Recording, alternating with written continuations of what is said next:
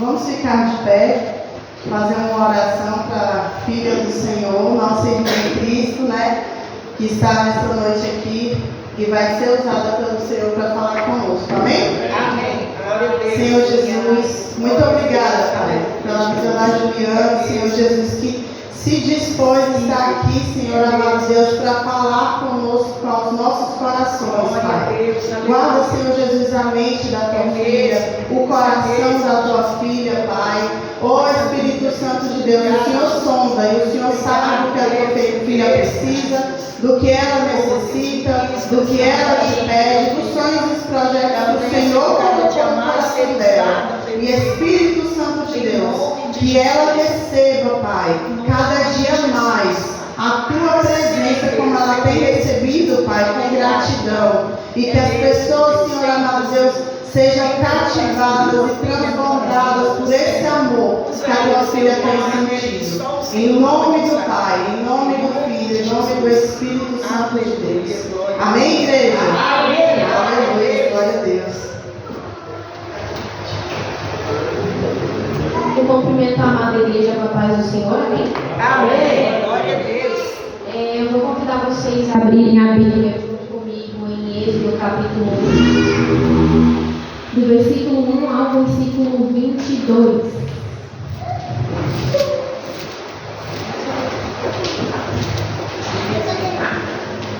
Vou pedir para a mídia projetar para mim também, por favor.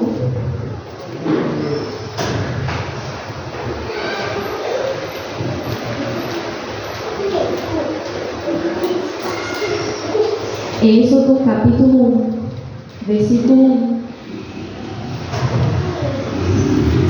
Amém.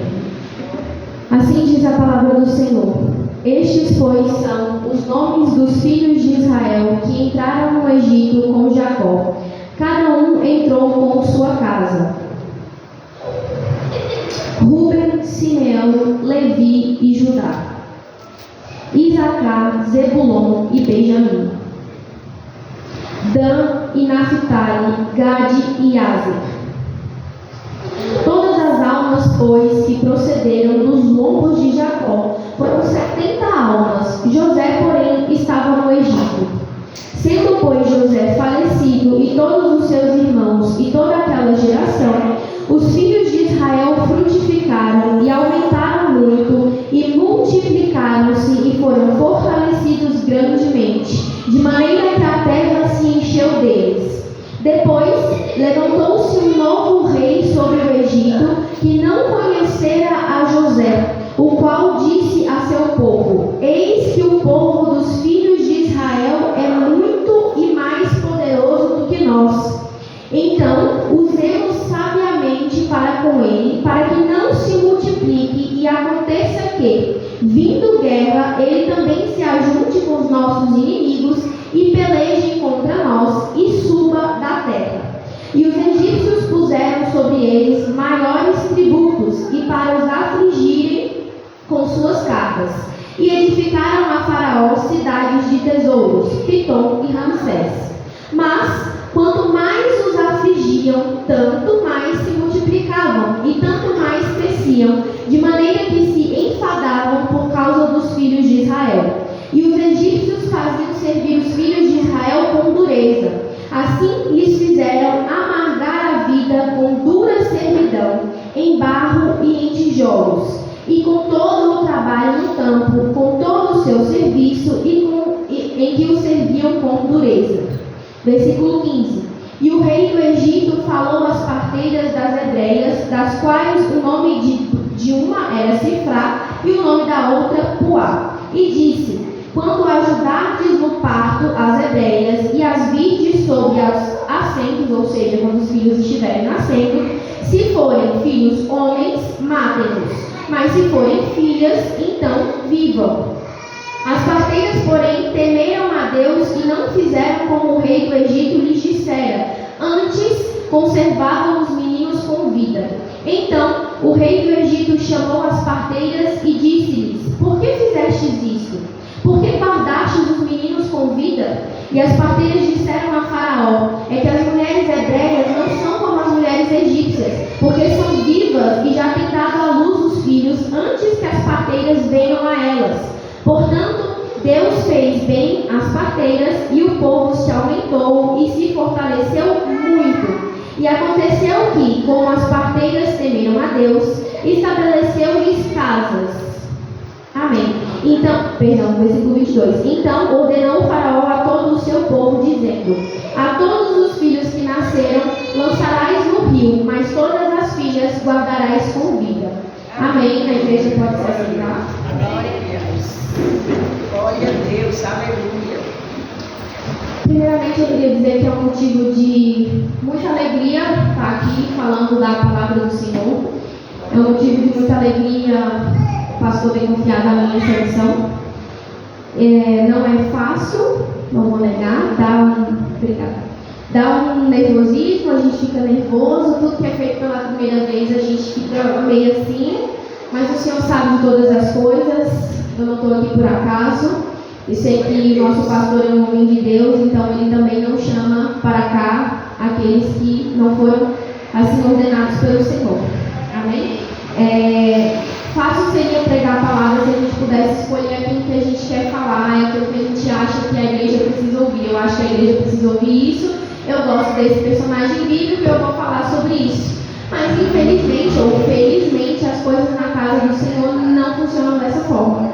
E a palavra que o Senhor me deu foi essa, uma história de um personagem muito conhecido. Aliás, nós estamos diante do relato de vida de um dos personagens mais importantes da Bíblia e um dos meus preferidos, por sinal. Eu fico impactada ao ver a intimidade e o relacionamento que Moisés tinha com o Senhor. Não, obrigada.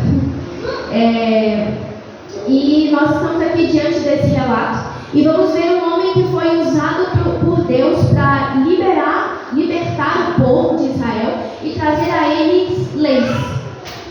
Nós vemos aqui no versículo 1 de Êxodo, capítulo 1, que ele já começa com uma descendência. Os filhos de Jacó, descendentes de Abraão, que foram até o Egito. O capítulo 1 de Êxodo começa exatamente da mesma forma que o livro de Gênesis terminou, com uma genealogia.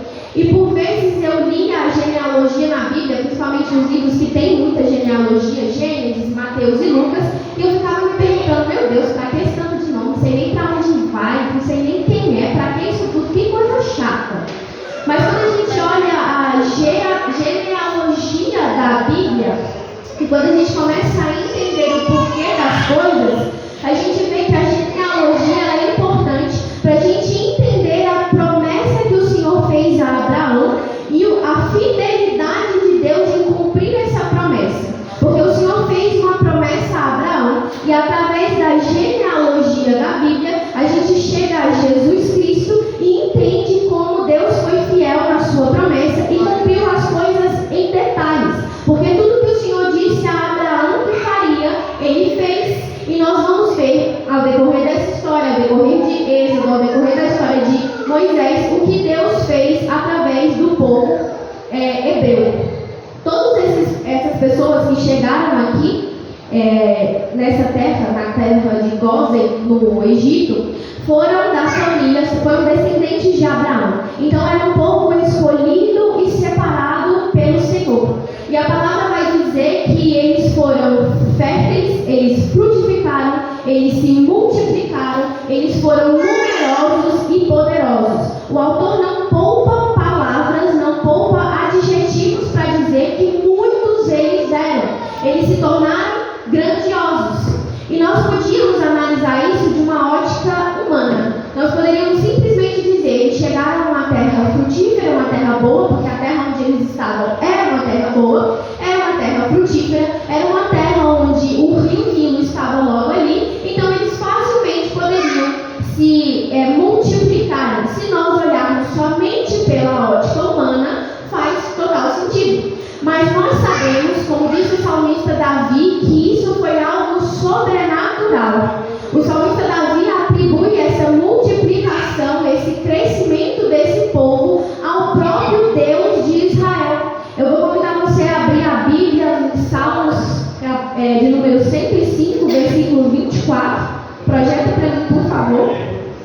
que vai nos dizer, o salmista Davi vai nos dizer que ele fez com que o povo crescesse e se tornasse numerosos. Diz assim em Salmo 105, versículo 24: e aumentou o seu povo em grande maneira e o fez mais poderoso do que seus inimigos. Essa multiplicação era algo da parte do Senhor, porque o Senhor havia separado aquele povo, o Senhor escolheu aquele povo e o Senhor fez com que eles se crescessem e se multiplicassem. Nós entendemos, trazendo isso para a nossa vida, por que de olhar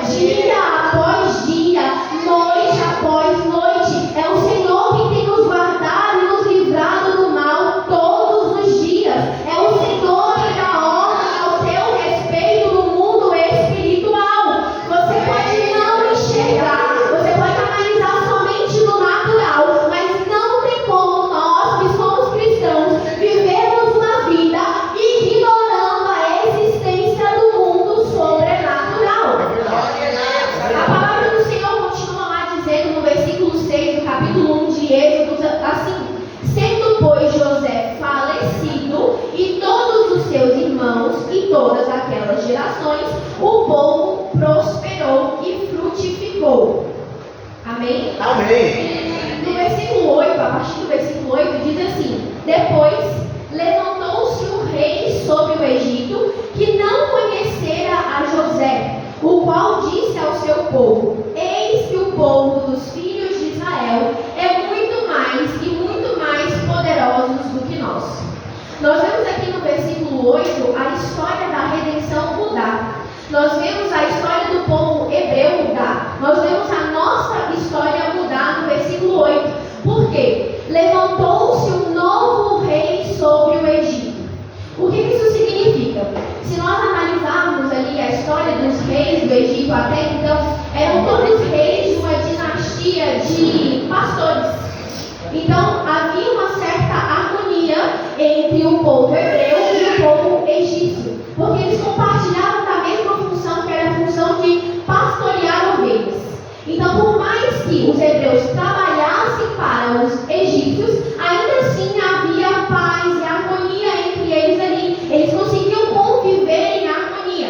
Mas vem aqui no versículo 8 dizendo: levantou-se um novo rei. E esse novo rei era de uma nova dinastia, que não era dessa dinastia de pastores de ovelhas. Então ele não compreendia, ele acabou com a harmonia que existia entre os hebreus e os egípcios. Ele vem com uma nova concepção, uma nova ideia para o povo hebreu.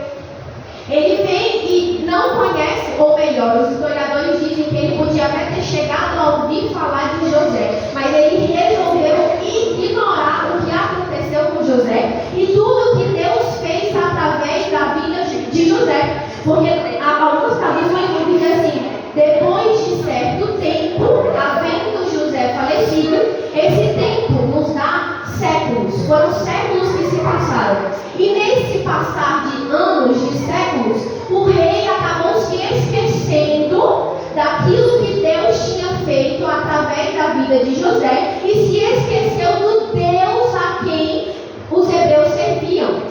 Então, por ter se esquecido disso, ele resolveu se levantar contra os hebreus. Mais uma vez, se nós analisarmos somente pela ótica humana, um rei morreu e outro ascendeu ao trono. Um rei pensava de uma forma e o outro veio e pensava de outra forma. E está tudo bem, mas nós sabemos, porque o salmista Davi mais uma vez vai dizer no Salmo 105 lá, que Deus fez com que se levantasse um novo rei. Deus mudou o coração do povo egípcio para que se endurecesse contra os hebreus. Havia uma permissão do Senhor ali. Ele ascendeu ao trono porque o Senhor permitiu que ele ali estivesse. E o Senhor... Está dando para me ouvir? E o Senhor endureceu o coração deles para que eles se revoltassem contra o povo hebreu. Dali em diante a gente vê que é um confronto direto entre o Egito e o próprio Deus. O rei do Egito, ele começa a atacar os hebreus. Ele fica com medo, aflito, porque eles são muitos, porque eles são numerosos, porque Deus prosperou aquele povo. Deus fez com que eles se multiplicassem e eles começaram a se preocupar, mas eles são muitos. E se os meus inimigos tentarem me atacar e eles se juntarem contra os meus inimigos, eu perderei, eu sairei do trono, o Egito será, a ordem será desfeita, porque esse povo pode se aliar aos meus inimigos. Então eu, que estou no poder agora, vou tentar contra este povo. E aí, ele tenta, a primeira tentativa dele é dar mais trabalho para os hebreus. Os hebreus já trabalhavam para os egípcios, mas ali Faraó falou: eu vou fazer com que eles trabalhem mais, eu vou dar mais atribuições para que eles não se multipliquem, para que eles não prosperem, para que eles não continuem crescendo. Eu vou interromper o projeto de Deus na vida deles através dessa estratégia, que era dar mais trabalho a eles. Eles tentaram, mas a palavra diz que à medida que eles foram afligidos, à medida que eles foram perseguidos, à medida que Faraó tentava contra eles, eles prosperavam, eles cresciam, eles frutificavam. E nós sabemos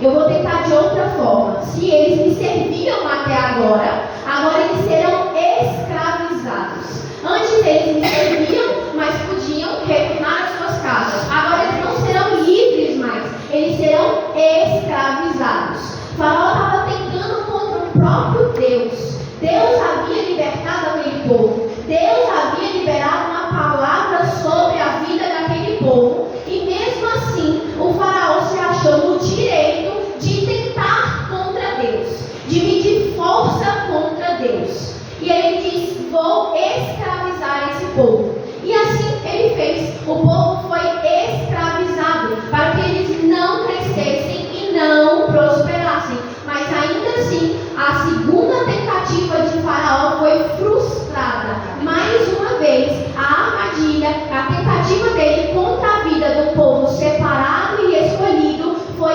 frustrada, porque o povo continuou crescendo e se multiplicando e prosperando. A terceira tentativa de Faraó foi acabar com as crianças.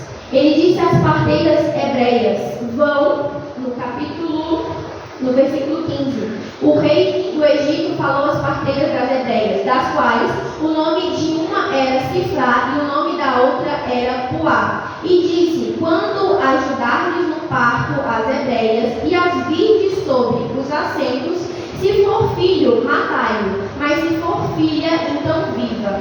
Ele tentou fazer isso, mas de forma velada. Ele não revelou a todo mundo que ele mataria as crianças hebreias, os homens. Ele disse somente às parteiras. Ele fez isso de forma velada, mas ele tentou mais uma vez impedir que o povo crescesse e se multiplicasse. E aqui tem alguns fatos muito interessantes. O primeiro, o fato dele ter tentado somente contra os homens. E aí nós podemos pensar, são meninos que quando crescerem se tornarão adultos, se tornarão homens, e homens fortes podem se revoltar contra ele e contra o seu reinado. Então tudo bem, faz todo sentido ele ter matado um menino, mandado matar todos os meninos. Mas se a gente olhar para uma ótica espiritual, nós vamos entender que Satanás ele sempre tem uma armadilha contra aquilo que Deus tem fruto na nossa vida. Ele sabe exatamente aonde atacar. Ele só ataca, ele só tenta armadilhas onde Deus já disse que nós vamos prosperar, onde Deus tem chamado, onde Deus tem propósito. Ele só vai tentar na sua vida onde ele sabe que é a sua área de crescimento, onde Deus te prometeu alguma coisa. Ele sabia da promessa que Deus tinha feito a Abraão: farei de ti uma grande nação e dela virá aquele a quem eu usarei para salvar todas as nações. Se ele tivesse matado todos os meninos hebreus, não teria sobrado ninguém. Se não tivesse sobrado ninguém, teria acabado a descendência. Se não tivesse sobrado ninguém, nós não teríamos Davi, a descendência de Davi, nós não teríamos Jesus Cristo. A armadilha, a tentativa dele era frustrar a promessa e o plano de Deus para a vida daquele povo, para a nossa vida, para a sua vida. Mas, mais uma vez, foi frustrado. E por que foi frustrado? Nós temos ali duas mulheres a quem a Bíblia faz menção. Duas mulheres hebreias, duas parteiras. Isso me chamou muita atenção porque elas não têm grande posição social. Elas não são mulheres de grande visão, de grande prestígio social. São apenas duas mulheres hebreias. Eu entendo que havia muitas parteiras e Faraó deu uma ordem direta a elas para que matassem os meninos hebreus. Mas duas delas foram tementes e fiéis ao Senhor. Elas continuavam acreditando no Deus a quem elas serviam. E elas decidiram se posicionar e dizer: não vamos matar as crianças hebreias. E elas disseminaram isso entre as parteiras e disseram: não é a vontade de Deus. O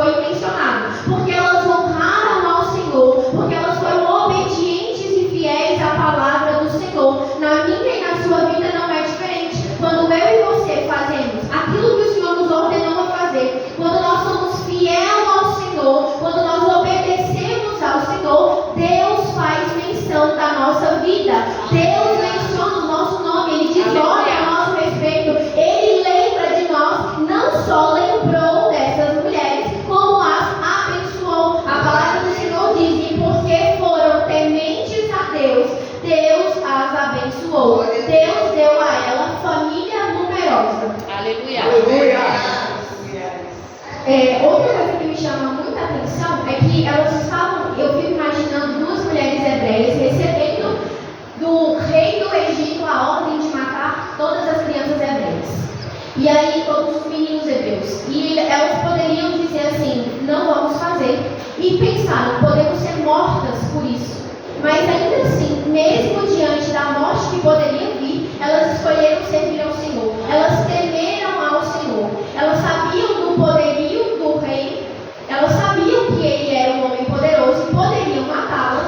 Mas elas escolheram temer a Deus. Porque elas sabiam que o Deus a quem elas servia era maior do que aquele rei que estava sobre o Egito. E aí eu comecei a me questionar quantas vezes nós tememos os nossos inimigos, tememos as nossas provações, tememos as nossas perseguições, tememos a morte, mas não tememos desobedecer uma ordem do Senhor. Muitas vezes Deus nos diz, vai para a direita, e você fala, mas eu não consigo entender o porquê que eu tenho que ir para a direita.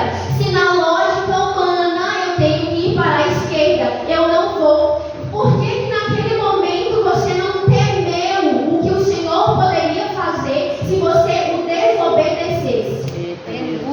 Toda obediência gera para nós uma consequência. Sim. Não tem como você desobedecer uma ordem do Senhor e passar ileso dela. Tem uma repreensão do Senhor ali. Ah, mas outras pessoas seriam afetadas. Tudo bem, mas você também vai ser afetado com a desobediência que você fizer. Eita, Jesus. Quando a gente coloca mais, a gente teme mais os nossos inimigos. Quando a gente teme mais aquilo que o nosso inimigo é capaz de fazer contra a nossa vida, do que temer ao Senhor, quando Deus diz assim, estejam posicionados, façam a minha obra, sigam, perseverem, e você, por temer o seu inimigo, sai dessa direção, você está dando mais poder ao seu inimigo do que ao próprio Deus. Você está limitando o poder de Deus. Você está dizendo para ele que você teme mais o seu inimigo do que o próprio Deus. Eita, Pai.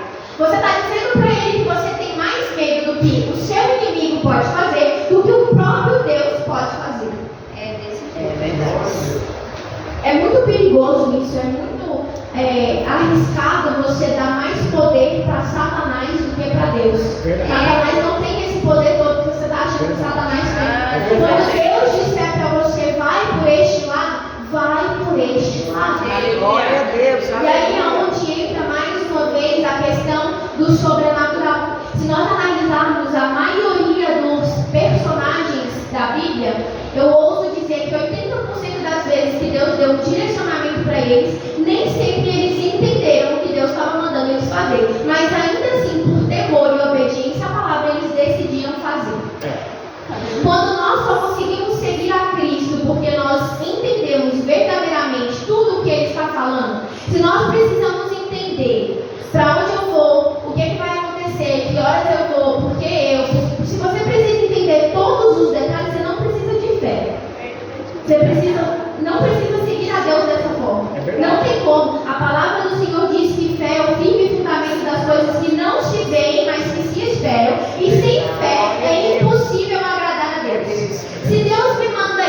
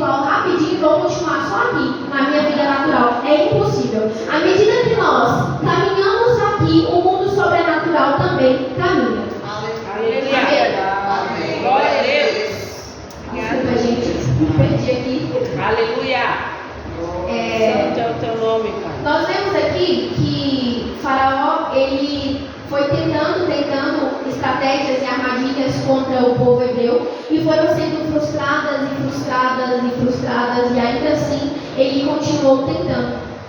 E em determinado momento, eu estudando o livro e a história de Moisés, eu me perguntei assim, meu Deus, mas não era muito mais fácil Faraó simplesmente falar assim, manda matar esse homem, traz a cabeça desse homem para mim, porque ele tem me perturbado, me afligido, ele tem tentado contra a ordem que eu estabeleci. Não era muito mais fácil ele simplesmente falar assim, mata esse homem, para acabar com essa rebelião toda? Era muito mais fácil. Mas mais uma vez há um propósito e uma permissão do Senhor. O Senhor tinha um propósito na vida de Moisés. O Senhor não salvou Moisés à toa. A vida de Moisés, ela foi um projeto, foi projetada por Deus desde o nascimento até a sua morte, mas até ele ser colocado dentro do palácio, viver como um príncipe do Egito. Tudo ali havia um direcionamento e uma permissão de Deus. Então, na hora eu pensei assim, ele poderia, mas Deus não permitiria, porque havia um projeto de Deus para a vida dele. E na minha e na sua vida é da mesma forma. Se nós temos um projeto, se nós temos uma promessa de Deus na nossa vida, é impossível que o inimigo mate e frustre os nossos sonhos, os nossos planos. Quando está de acordo com a vontade de Deus, porque a promessa e o sonho de Deus não pode se frustrar. Deus tinha um sonho e um projeto para a vida de Moisés. Era impossível que aquilo se frustrasse. Então ele poderia, mas certamente o Senhor não permitiria. A palavra do Senhor ainda diz, durante todo o livro de Êxodo, a gente vai ver que a palavra diz que Deus endureceu o coração de Faraó. Quando a gente vai estudar sobre as 10 pragas do Egito, mais pra frente, se não me engano, começa no capítulo 8, estou adiantando um pouquinho a história quando Moisés já está mais adulto. A gente pensa que, pelo menos eu pensei, Faraó poderia ter parado ali. Ele poderia ter desistido ali. Mas a palavra do Senhor sempre diz, mas Deus endureceu o coração de Faraó, porque havia um projeto de Deus para que tudo aquilo acontecesse. Deus estava no controle de todas as coisas. Eles não estavam entendendo, mas Deus estava no controle de todas as coisas. Eu analisei ali e pensei, quando Deus deu a praga do rio Nilo, ele fez o rio Nilo se transformar em sangue. E Faraó olhou aquilo e eu pensei, na ótica humana, se eu, sabendo da história de Deus com José, sabendo do poderio de Deus, vendo que Deus transformou um rio Nilo em sangue, não era mais fácil eu falar assim, peraí, contra esse Deus eu não posso. Eu vou parar aqui, deixa esse povo ir, porque contra esse Deus aqui, contra o Deus desse povo eu não posso tentar. Mas não, ele chamou os magos, os feiticeiros, como algumas traduções trazem, e perguntou a eles, o que é isso? E eles falaram, isso aí a gente também sabe fazer. A gente também consegue transformar água em sangue. E é verdade, eles conseguiam. Só que o interessante é que eles não conseguiam desfazer aquilo que Deus havia feito. Porque quando Deus faz, quando Deus coloca a mão, quando Deus une, ninguém separa. Ninguém pode desfazer aquilo que Deus faz. Ninguém. Eles conseguiam estabelecer a desordem, mas a ordem eles não conseguiam colocar. Deus, ele é perfeito, maravilhoso. Ele é o Deus de detalhes. Eu contei um testemunho há um tempo atrás que Deus sabe exatamente aonde colocar a mão na nossa vida. Aleluia. Deus sabe exatamente aonde pesar a mão. Todas as pragas que foram lançadas tinham um propósito. A praga do rio Nilo, por exemplo, atacava diretamente um deus egípcio. Quando eles viram o rio Nilo se transformar em sangue, era como se para eles o deus hebreu tivesse ferido o deus egípcio. E naquele momento eles pensaram, que magia é essa que esse povo hebreu tem, que eles conseguiram transformar o rio inteiro em sangue? Que Deus é esse que eles servem, que conseguiu fazer o rio inteiro se transformar em sangue assim? Se nós, os egípcios, detentores de todo o conhecimento, não conseguimos desfazer e nem fazer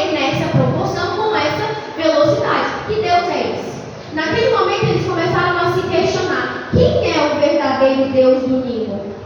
Jeová, o Deus dos hebreus? Ou Rabi, que era o Deus egípcio, o Deus do Nilo? Quem é o verdadeiro Deus?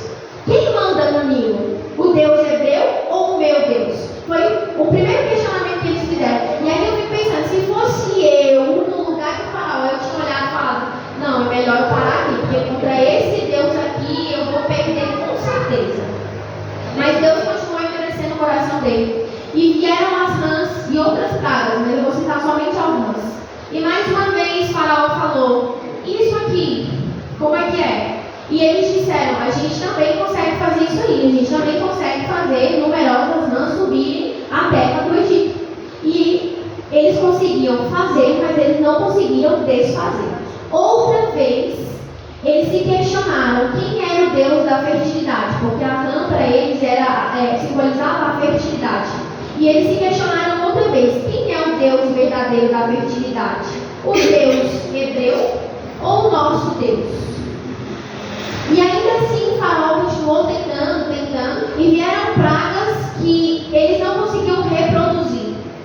Deus fez sinais e deu sinais a Faraó que os magos, os melhores magos, os magos que estavam no palácio, o braço direito dele, não conseguiam reproduzir. Ainda assim, ele continuou tentando contra Deus. Ainda assim, ele continuou medindo forças contra Deus para aprisionar aquele povo. E eu acho interessantíssimo, porque Deus ele sabia exatamente aonde mostrar, aonde colocar a mão, aonde dizer ao povo, eu sou Deus, sou eu que estou dizendo, liberta o povo, sou eu o Deus dos hebreus, o mesmo Deus de Isaac, de Jacó, sou eu o mesmo Deus. E ainda assim aquele povo permaneceu com o coração endurecido. E a palavra do Senhor diz que mesmo sendo afligidos, eles continuavam se multiplicando. Aleluia, Deus. Glória a Deus. E a gente vê que tudo ali foi uma permissão do Senhor. A gente vê que a promessa do Senhor se cumpriu exatamente como ela disse a Abraão, porque lá em Gênesis capítulo 15, no versículo 13 e 14, o Senhor diz a Abraão, saiba de certo que peregrina será a tua semente, e da sua descendência eles serão servos e serão aflitos por 400 anos, que foi exatamente o que aconteceu. Por 400 anos eles foram escravizados. Mas também eu julgarei a gente a qual escravizará o seu povo, e depois sairão com grande fazenda. A palavra do Senhor ela vem se cumprindo a cada detalhe. O Senhor ele é fiel para cumprir as suas promessas. Ele, mesmo o tempo tendo passado e o povo tendo esquecido da palavra que foi liberada sobre a vida deles, a promessa do Senhor ela se cumpriu em detalhes. Porque, como nós sempre dizemos aqui, o tempo não pode anular as promessas do Senhor para mim e para a sua vida. As circunstâncias não podem anular as promessas do Senhor para minha e para a sua vida. Eles passaram por aflições, eles foram perseguidos, mas a promessa do Senhor continuava ali com eles. A palavra já havia sido liberada sobre a vida deles. Independente do que acontecesse, do tempo que foi transcorrido, a palavra já havia sido liberada de que eles eram separados, escolhidos, ungidos, e que eles seriam libertos, que Deus estava com eles. Amém. Aleluia. Louvado seja o nome do Senhor, Pai. Amém, aleluia. Glória a Deus. Aleluia. Louvado seja o nome do Senhor. Eu imagino que Faraó ele ficou confuso porque ele usou 4 estratégias e as 4 foram frustradas. E eu fico imaginando Satanás tentando contra a nossa vida da mesma forma. Ele tenta de um lado, tenta do outro, frustra de um lado, frustra do outro. Ele continua tentando, e ele continua sendo frustrado porque nós estamos posicionados em Deus. Aleluia. E outra coisa que eu me perguntei também foi por que aquele povo tinha que sofrer tanto? Por que o povo hebreu tinha que sofrer tanto na mão de Faraó? Por que Deus permitiu que um povo escolhido e separado sofresse tanto? Às vezes a gente está na nossa caminhada aqui cristã e pergunta: Senhor, por que tamanha aflição? Por que eu estou passando por isso? Eu sou tua serva, eu sou tua filha. Por que disso tudo?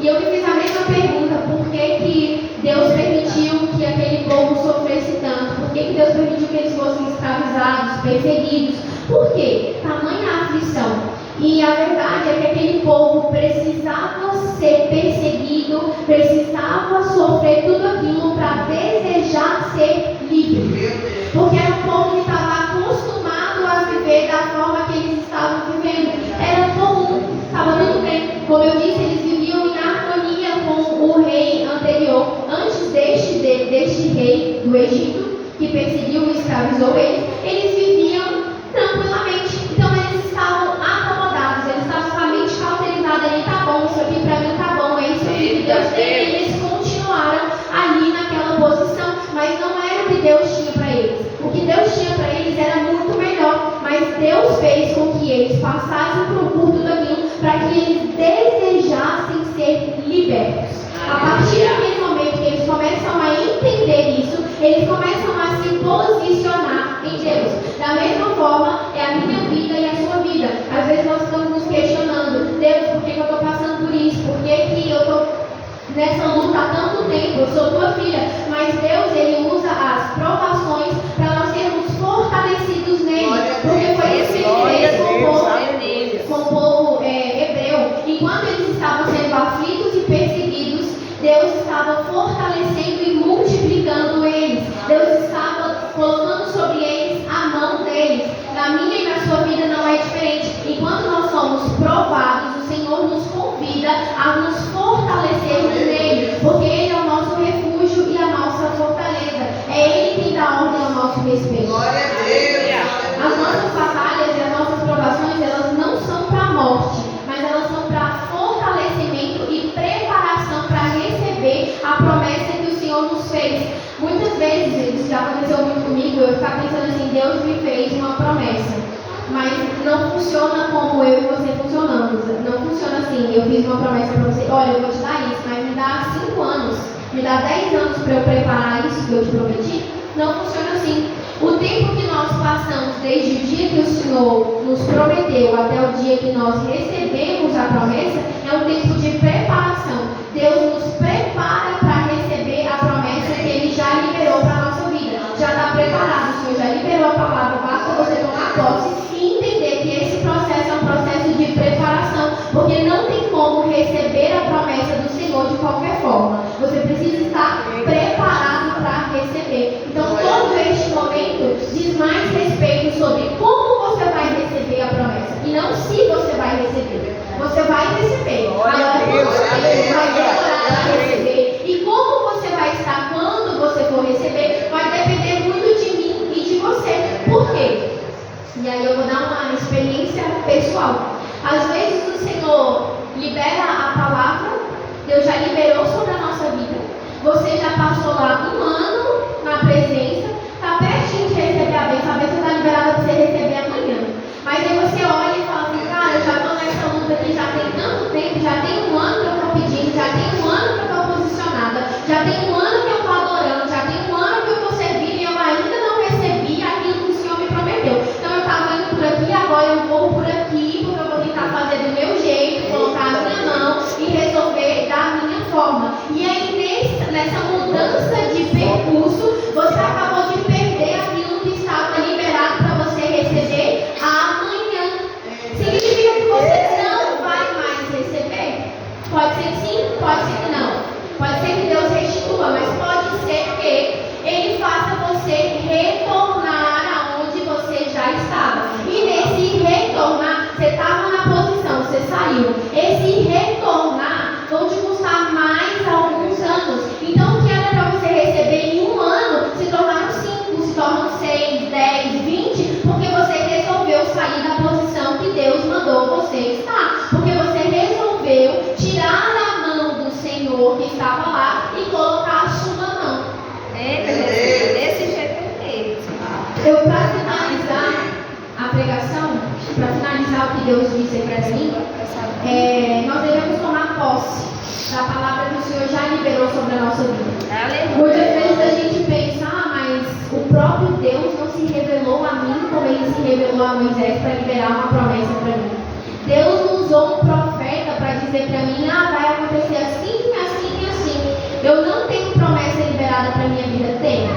É só você abrir a palavra de Deus, que você vai ver quantas palavras e promessas o Senhor já liberou sobre a sua vida. Você tem exatamente aquilo que a Bíblia diz que você tem. Você é exatamente aquilo que a Bíblia diz que você é. Você é uma pessoa próspera, você é abençoado, você e a sua casa serão abençoados, a sua descendência será abençoada. Existem N promessas liberadas para a sua vida, mas para você receber, você precisa estar preparado. Então, as provações que você passa são para te preparar para receber a promessa. Entenda o que aconteceu com esse povo. Passaram-se 400 anos e ainda assim a palavra do Senhor se cumpriu e se cumpriu em detalhes. Porque o Senhor disse a Abraão: eles serão perseguidos e escravizados,